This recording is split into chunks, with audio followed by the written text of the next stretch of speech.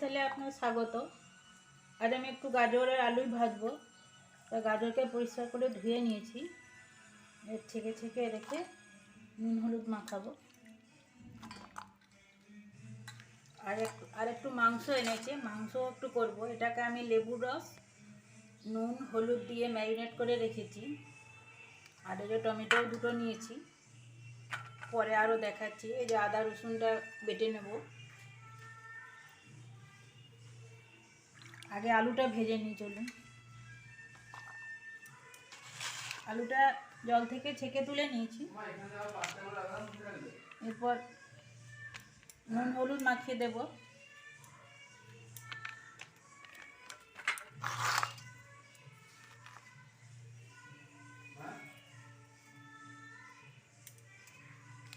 এই নুন হলুদটা মাখিয়ে দেব, দিয়ে 5 মিনিট রেখে দেবো। তারপর আলুটাকে আমি ভাজবো।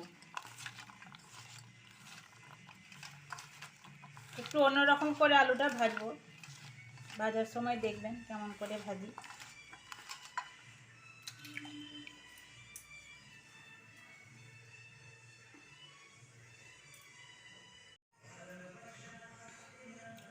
আমি কড়াইটা গরম করতে দিয়েছিলাম, এবার আলু ভাজাটা ভাজবো। সরষের তেলে ভাজবো।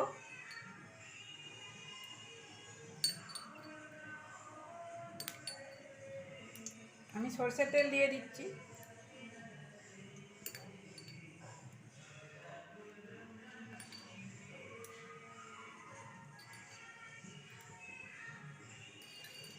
দু চামচের মতো সরষের তেল দিলাম, আর হাফ চামচেরও কম একটু জিরে দিয়ে দেবো।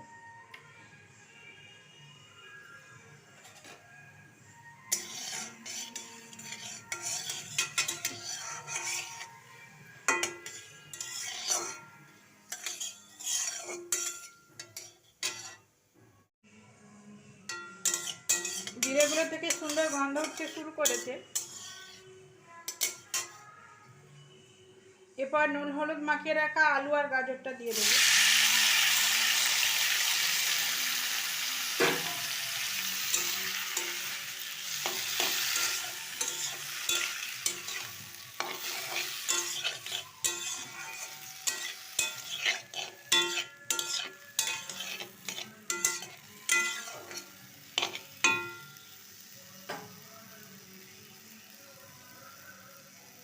গ্যাসের আঁচটা একটু বাড়িয়ে দেব।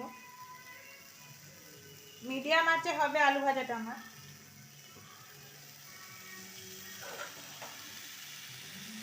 এবার এটা ঢাকা দিয়ে দেব।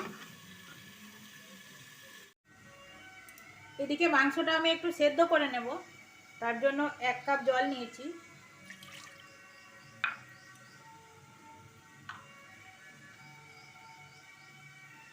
আর এই যে গোটা 6-7 রসুন কোয়া দিয়ে দেব, আর মাংসটা দিয়ে দেব।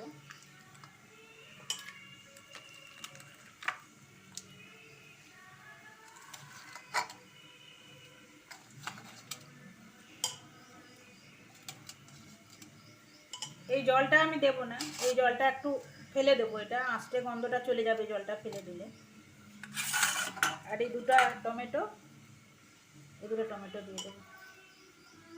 এটা ঢাকা দিয়ে 5টা সিটি দিয়ে দেবো। এদিকে আমার আলু ভাজাটা কতটা হলো দেখি।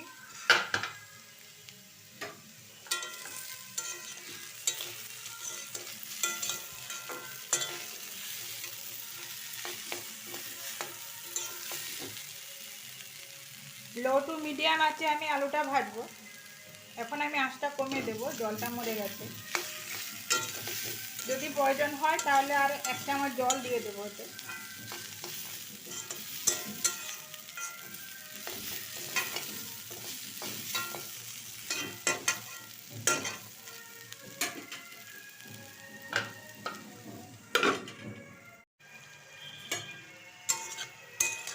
আলুটা আমার সেদ্ধ হয়ে গেছে।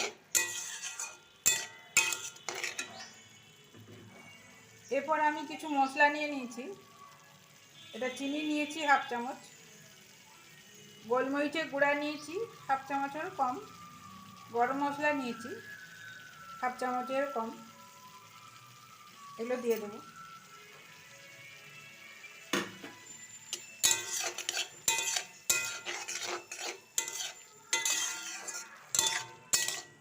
এটা ভালো করে মাখিয়ে শুকনো করে নেব।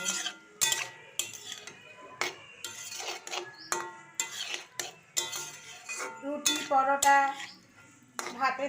ডাল ভাতের সাথে এটা খাওয়া যায়, খুব ভালো লাগবে। আপনারা এভাবে বানিয়ে দেখবেন। আমার এই রান্নাটি যদি ভালো লাগে থাকে তাহলে সাবস্ক্রাইব করে দেবেন, পাশে থাকা বেল আইকনটি ক্লিক করে দেবেন।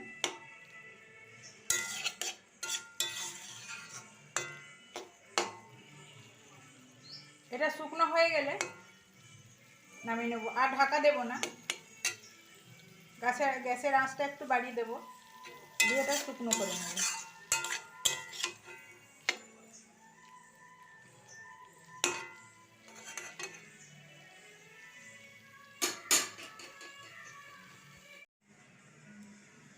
আলু ভাজাটা আমি কড়া থেকে নামিয়ে নিয়েছি। আলু ভাজাটা আমার হয়ে গেছে।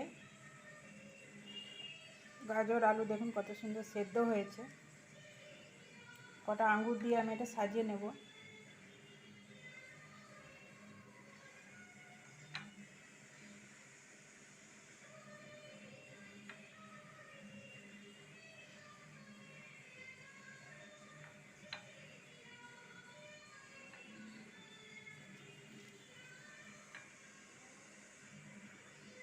রেডি।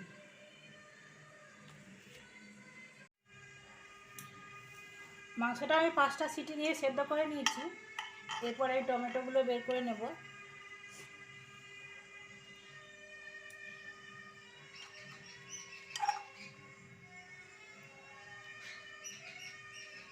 আর 1 বাটি পেঁয়াজ কুচিয়ে নিয়েছি। আর শিলে আমি এই রসুনটা দিয়েছি আর এই আদাটা দিয়েছি, এটা বেটে নেব। আর প্রেসার থেকে এই চিকেন সেদ্ধ জলটা আমি আলাদা করে নেব।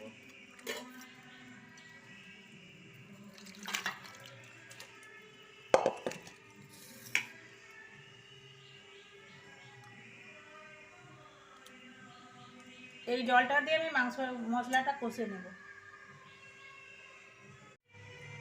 কড়াইটা আমি গ্যাসে বসিয়ে দিয়েছি, গরম করতে দিয়েছি। কড়াইটা গরম হয়ে গেছে। এবার সরষের তেল দিয়ে দেবো। চামচ 3 তেল দিয়েছি।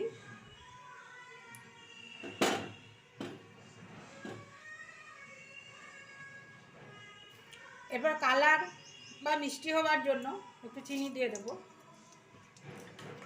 এটা লেবু রস দিয়েছিলাম, আবার টমেটো দিয়ে কষবো, ওই জন্য একটু চিনি দিলাম। এবার 1 বাটি পেঁয়াজ কুচিয়েছি, পেঁয়াজটা দিয়ে দেবো।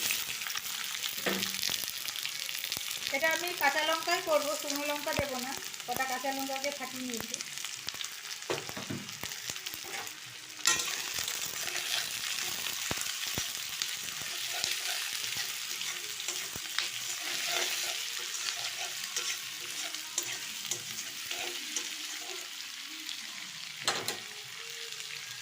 এরপরে সেদ্ধ করা টমেটোটাও দিয়ে দেবো। এর জলে পেঁয়াজটা একটু সেদ্ধ হবে।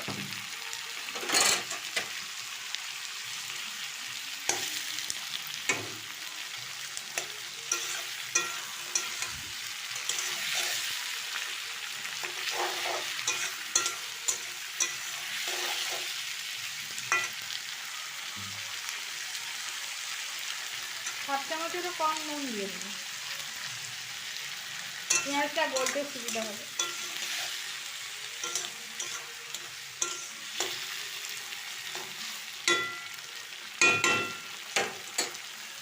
এটা কষা হোক, তো তখনকে আমি আদা রসুনটা বেটে নেব। ঢাকাটা খুলে আমি এটা একটু ভাজছি। এতে জিরে গুঁড়ো বা ধনে গুঁড়ো কিছু দেবো না, শুধু ওই শিলে যে আমি রসুন আর আদাটা দিয়েছিলাম এটা বেটে নিয়েছি, ওইটাই দিয়ে দেবো। পেঁয়াজটা আর একটু ভাজা হলে ওই মশলাটা দেবো। শেষে আমি আরও অনেক মশলা দেব, আপনার রান্নাটা দেখতে থাকুন।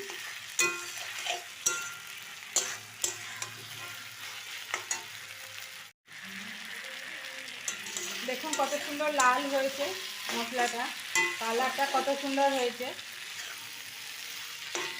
পেঁয়াজটা আমার সেদ্ধ হয়ে এসছে। এরপরে এই ছিলে রাখা মশলাটা দিয়ে দেবো।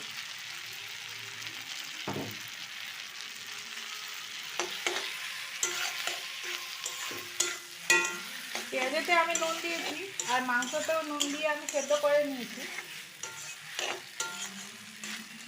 শেষে আমি চেখে রেখে নেব, দিয়ে নুন দেবো।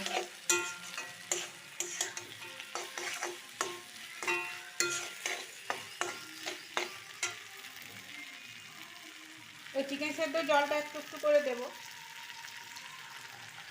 দিয়ে মশলাটা আমি সেদ্ধ করে নেব। মাংস আমার ইতিমধ্যে সেদ্ধ হয়ে আছে।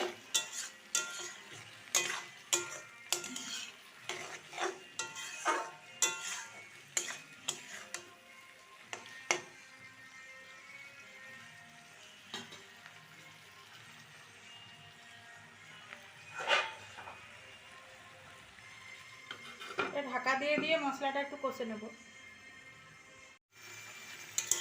এই মশলাতে আমি একটু চিকেন স্টক দিয়েছি, এরপরে এই মাংসগুলো আমি দিয়ে দেবো।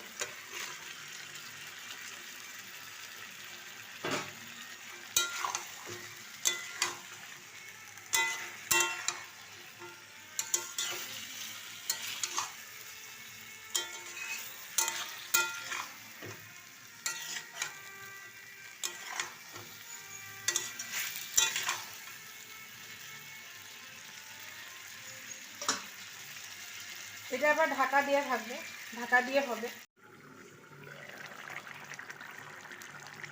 মাংসটা আমার হয়ে গেছে।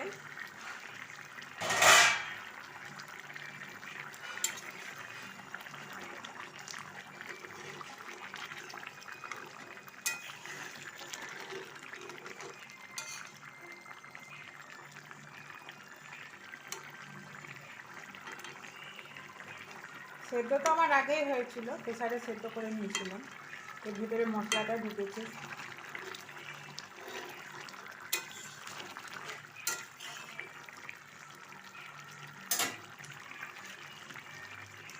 এরপর হাফ চামচেরও কম একটু গরম মশলা নিয়েছি, দিয়ে দেবো।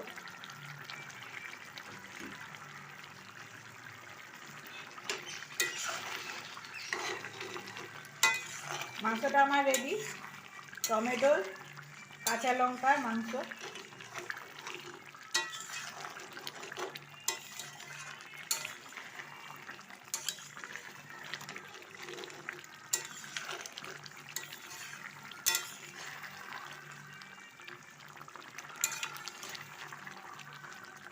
এই দেখুন কেমন হয়েছে,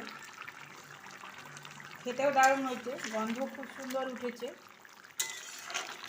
আপনারা এভাবে বানিয়ে দেখবেন কেমন হয়, কমেন্টে আমাকে জানাবেন কেমন হয়েছে রান্নাটি।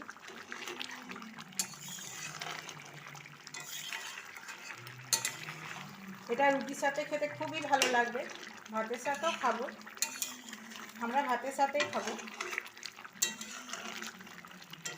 লুচির সাথেও খাওয়া যেতে পারে, পরোটার সাথেও খাওয়া যেতে পারে।